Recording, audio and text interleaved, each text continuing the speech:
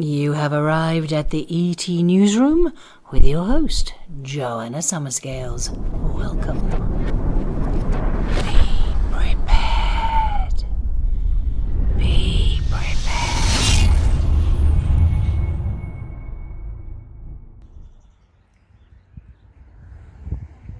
So we're here in an area called Camber Sands. This is a very flat area that eventually goes into the Rye Marshes and what have you. It's a beautiful mid-June day after a night of incredible thunderstorms, and I'm doing a little field trip with Vincent, who's a Biolocation guy, remote viewer, and he's been telling me about an area in this neck of the woods where he has map dowsed bases. Exchanges going on, craft coming and going. But this is also, interestingly, bordering the military site, I guess. There's a big military complex along this neck of the woods. Way over in the distance you might be able to see that's Dungeness, so give you a kind of idea of where we are. And so we're just going to, do you know what, I forgot to bring my rods. Anyway, I shall borrow Peter's, but we're just going to have a look. He's going to see if we can detect, or he can detect, dowsing wise, these bases, because so far he's done it via the map, and he has also noted that certain activities go on at certain times, and it involves transport to Mars. See how it's blocked off along there? Yeah, indeed, I see what you mean. Peter was telling me that the promenade area, such as it is blocked off by the military. There you go, you can see that. Coast Guard, military, whatever. I think there's a sidewalk, so we can go right up to it and really make ourselves feel. And there's the lovely sea.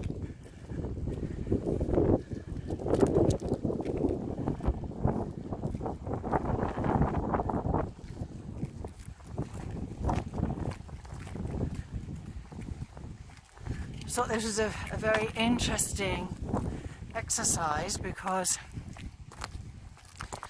map dowsing is quite a challenge. I haven't been that successful at it myself, but then again I haven't really put in the work like Peter has over the years. There's a stockade there with the army hats in. I've just heard I've heard firing.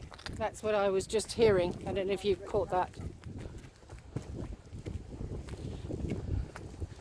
So anyway, I thought this would make a little interesting vignette, and probably will go into part of a documentary I want to put together about what these Biolocation and Environmental agencies, folks are doing. Coastal defence. Here we go. That gives you a good idea. Ministry of Defence range. Oh, ding, ding, ding.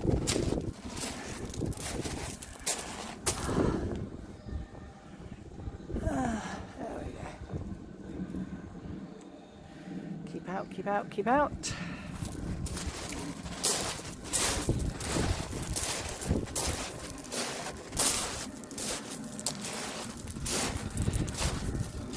There's the firing range timetable. There you go, for June 19th. Okay, so let's see what Peter's got. Just put up the rod for anomaly. 936451210. Look, and it points right to the anomaly. So, okay, So that means that there's something under there, which is what this is here. Right, let's have a look at this. We are here, just here, right? Okay. And the anomaly is out to sea here. So by holding my rod in this angle, it's picking up this whole anomaly here in the sea. And what do you think something that happens is? here at 2 o'clock every day, and then goes Every at day? 3 o'clock. Well, I think it's 2 because there's a regular pattern. Also 9 something in the morning, between 9 and 10 in the morning. Something happens in a dimensional form. It's a sort of a stargate. It's a stargate. So those are the huts we're looking at there, which are over there. And this is all the military base you can't sort of go into. And they've dug a new one out here because this wasn't here last time. That wasn't there last time. Okay. And there's a load of soil and stuff and miniature railway spoil over there. And it all links up underground, you see. Okay. And I think that it links up to an underground railway connection that might go to Folkestone. I'm not sure about that, but it has to come out by train somewhere underneath. And there is marshalling yards at Folkestone that would link up to the whole national rail network, you know. We're going to get quite a lot of interference on the sound because we've got the wind here, but when you've put those back, those papers, perhaps you can just give a little explanation of your research so far, which leads us today to this place. Well, when I was looking at UFOs and things, I wanted to know if there were any anomalies close by to where I was doing my research, and this showed up out in the sea there. What drew your attention to it? What was the hook? I went recall remote viewing over maps. Oh, I picked it up okay. against the codes that would pick up UFO craft. Right. So I thought, well, how can a UFO craft be in the sea? Now, of course, MUFON in their latest disclosure say that there is a lot of undersea activity with some submersible UFOs. But the thing is that I found that there were certain chemical minerals also exchanging, something we call xylominium and oxysaurus. We don't know what they are, but they are unique into all these sort of situations. And that uranium was going down there, and that uranium was sort of disappearing, and these other materials were coming in. So I realised that some transference was going on, so I thought, how do I work this out? So through colour, I worked out that there was a portal underneath in this anomaly, and a section where something would come off a UFO into a section, like an airlock, so we called it a stargate, and then that other bit would then open into our dimension, basically. So the goods would then exchange through dimensions into their dimension. And we also had something that responded to the life form of 42, for which we got masses of burials all around the world relating to this, along with human burials.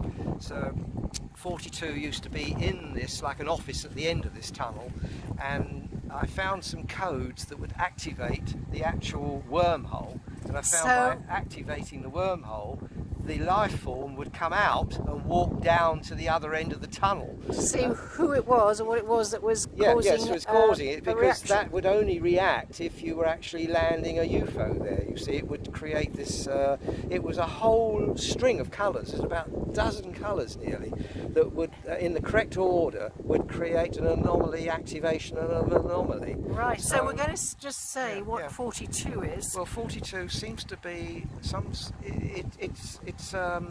it's a form that is humanoid and is buried like humans would be buried, but they're around the Great Pyramid in Egypt. They're in in front of the Arrowhead, locally in front of the Arrowhead burial, which is Tunbridge Grove, Wells. And that I found them on the east coast of America, and I found them, well, basically everywhere. Belus Nap, the Arrowhead above ground burial at Belus Nap, is pointing over to a field next door, from which there appears to be an arrowhead burial of 42 burials, pointing to a single female. So it's telling you about breeding. So there was some sort of interaction going on with breeding as well. Wow. So, Okay, yeah. so let's just go back to where we are. Well, we're here. now here at this Coast Guard station, just further along from Canberra Sands, which is an official MOD firing range and testing range. But for some reason, it's registering an anomaly in the sea off the coast there that's restricted to public access, as you can see here. Yeah. Now, if you go right down the other end, you've got Dungeness Power Station. Yeah. In the distance, you can see it. So you've got an enormous energy supply there. That's true. And that's an interesting point, because you need a lot of energy to supply an anomaly. And this anomaly, you think, might be... Well, whatever it is, we'll be able to tell, because we've got a code here that responds to uranium. So we would pick up uranium. These are the chemicals that they're exchanging it for. So we'll have these oxyzorus and xylominium. And do we know what those... Well, I believe that these are industrially manufactured metals for bodies of craft, to be able to fly spacecraft and high-speed craft, sort of thing. So it's all to do with space technology, really. So what I've got to do is to try and find the code for the energy circle, which we've got the anomaly, we've got the uranium, and in other words the goods exchange, that's exchanged for those. Let's have a look. That's ley line. Those are, there we are. So we've got codes for everything. We've got literally hundreds of codes, and it's a question of just getting the right one out. There we are. That's it.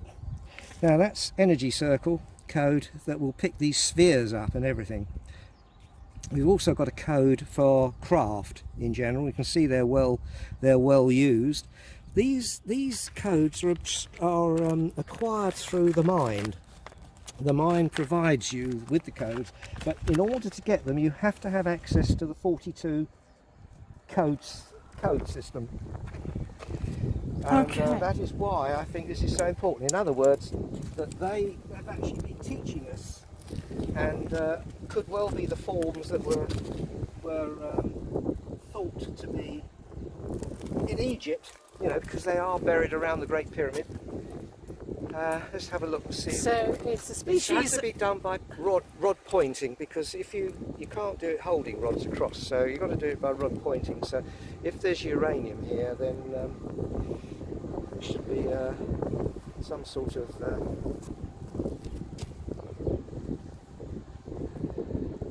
it's going to go right the way around here, because it has to get in there.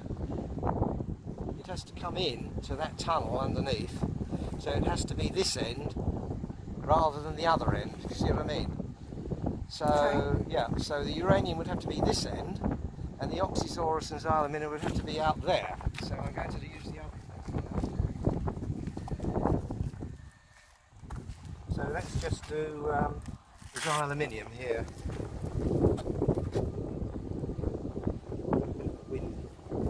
So the xylominium, the wind's blowing the rod, but it's still wanting to go round to the same area where the anomaly is, right? Which is out there.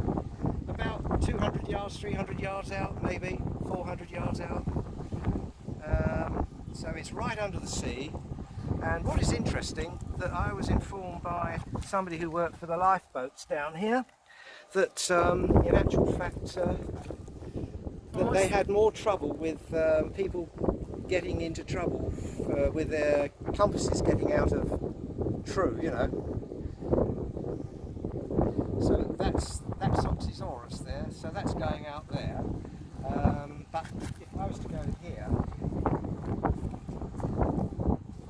it's scanning.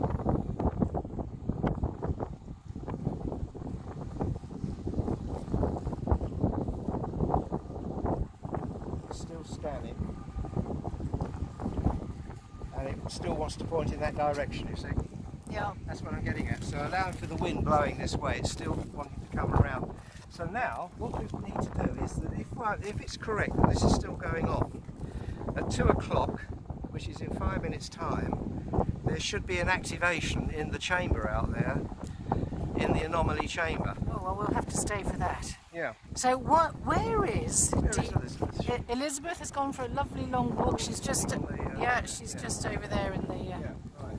So basically what we want to find out is whether this code gets activated. but also where are these exchanges of minerals going to? There was a book published by written by Mary Bennett, called 2/3. And David Percy, I used to have that. Yes. Now I'm missing the code here. All of a sudden it sort of just disappeared. Strange things do happen. Yes, I know. We talked about having our respective rods pinched. Here, I've got it. Not quite. I don't think anybody pinched yours. No. Just a... But the thing is, when looking over the maps of Mars, I found that the 42 was responding on Mars as well, as active in underground tunnels and chambers. Okay. So, for some reason, I noticed that the activation was taking place at a near time as we were getting here. Oh, so, for instance, if something appeared here at 2 o'clock and disappeared at 3 o'clock, 1500 hours, it would appear on Mars at 15:05, 15:15, about 15 minutes later. Oh, okay. So it seemed to be 15-minute activation between here and that Getting side there, of Mars. arriving. So basically I found that there was a connection to the Face on Mars area. Oh, Sidonia. Right. Yeah. Okay. So basically,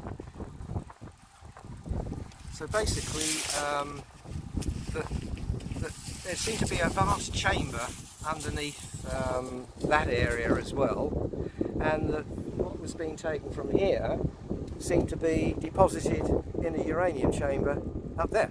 Oh, so interesting. Deep down under that area of Mars appears to be a city, very, very deep down, where craft the size of about 1,000 foot in diameter would actually appear. Yeah. But they need to be refueled. So as each one of these little pods around the craft has got 9 uranium rods in it, so these recycled uranium rods were taken out of the supply and resupplied into the craft. Uh-huh. So there's obviously appears to be some sort of trading going on in dimensional terms. So basically the other thing is that I thought, we have a lot of people who disappear from down here. Is there some involvement up there? And indeed, I found somebody who seemed to be working up there, who seemed to be humanoid, and we actually mapped out their living quarters and how they survived up there deep underground in a sort of underground living accommodation, very much like that in Turkey, where they found perhaps 20,000 people could live in an underground city, which they've discovered in Turkey, and some places in Latin America as well. And in order to get to work, he worked in this uranium exchange plant. He would come out to the end of his passageway from his accommodation, which interlinked with others' accommodation, and then wait for a vehicle to come along, and he would simply tell it where it wanted to go, and would take him to this area there. And there were pyramids under the ground. It was quite amazing, quite frankly, what was shown up. But the same technology has suddenly appeared in some of the Gulf states. Isn't it Oman, I believe, has got an underground sort of taxi service that you just get a car or something, or a taxi, and it just takes you to where you want to go. Well, where did this technology come from? It's already in existence, Yes, yeah. So, in other words, all we're doing is... have a look at them. Yes, What right. time are we? 2 o'clock. Yes, 2 o'clock, so let's have a look and see what's happening. Right, so the ferrous system should point this... People have actually seen UFOs coming along the channel. They're visual, and then they suddenly disappear. Well, quite often they're seen... You wouldn't see it, because it's stealth, until it gets under the ground, and then it would appear. But I'm actually getting a rod pointing out to that area for what we call energy circle, which is these spheres that go around.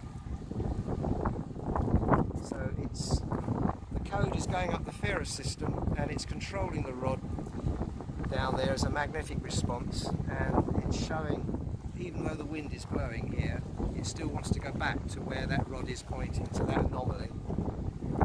There. Now let's get the craft general code out and see what that's showing. Craft general code here, which should pick it up anyway. There we are, it's going round there. Oh, that's quite a strong wind on that. Yeah, yeah. And even though the wind's blowing against the rod, it still wants to go back, you know. So now what's happening is the mine gave us this code through the 42 code that these colours, when held, would pick up that one subject matter only.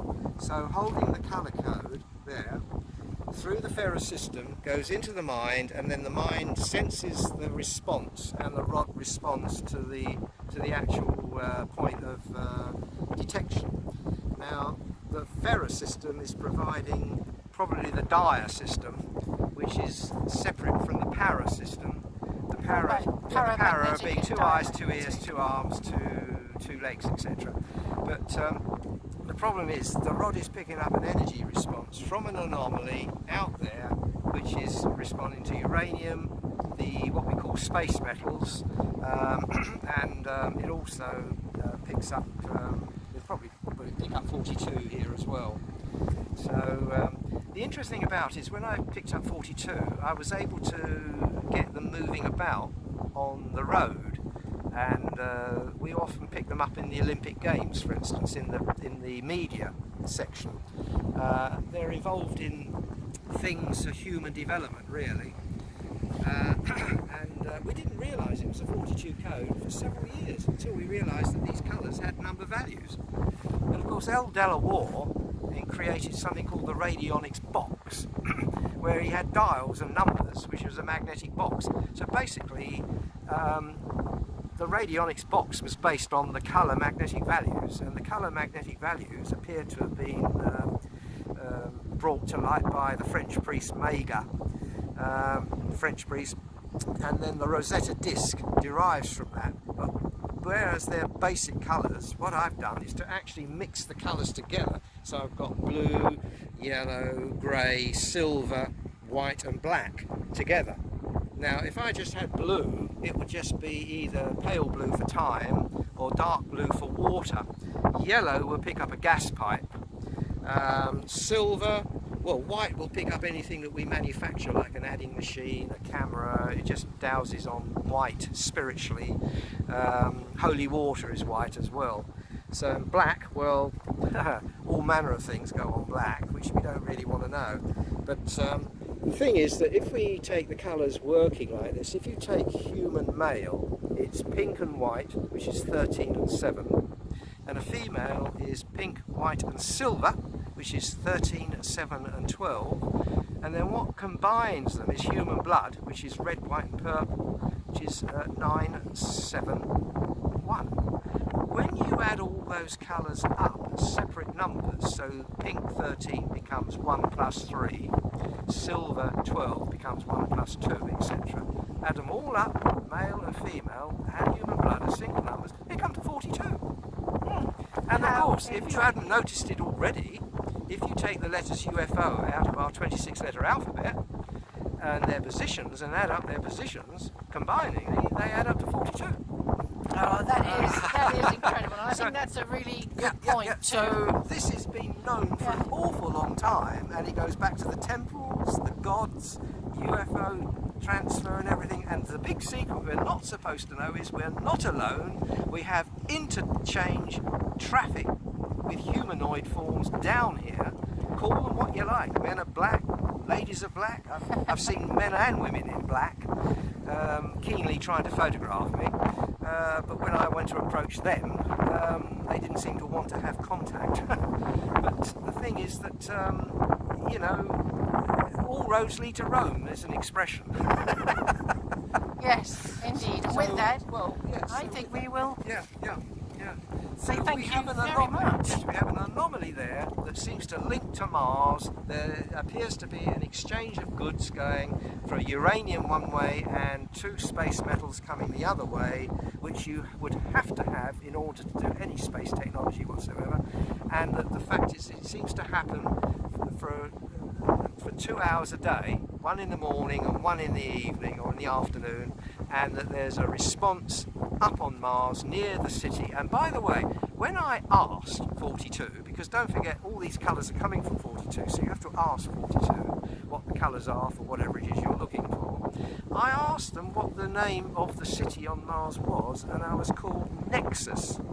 Now anybody who's looked at the dictionary for the term Nexus, it means the linking of 2 entities. Well, It couldn't be even any clearer than that, could it? So the entity here is linked to the entity on Mars. Now, anybody can do this if you've got the codes. That's the point, and you're willing to do it. So, although we cannot see, and our society is seeing is believing, whereas the sensory system is far more revealing. indeed. Right. On that happy note, we will mosey on and head off into Rye. So this is Joanna Summerscales from the ET Newsroom, sharing with you a very, very interesting piece of information. Make of it what you will. And I am putting together some material called the Dowsing Detectives, working with all of the, a lot of the Biolocation people, and they all have their different interests and skills. And Peter is phenomenal at doing what he does. As he says, anybody can do it. So anybody wants to try those colours, let me know what results you get. Okay, have a great day.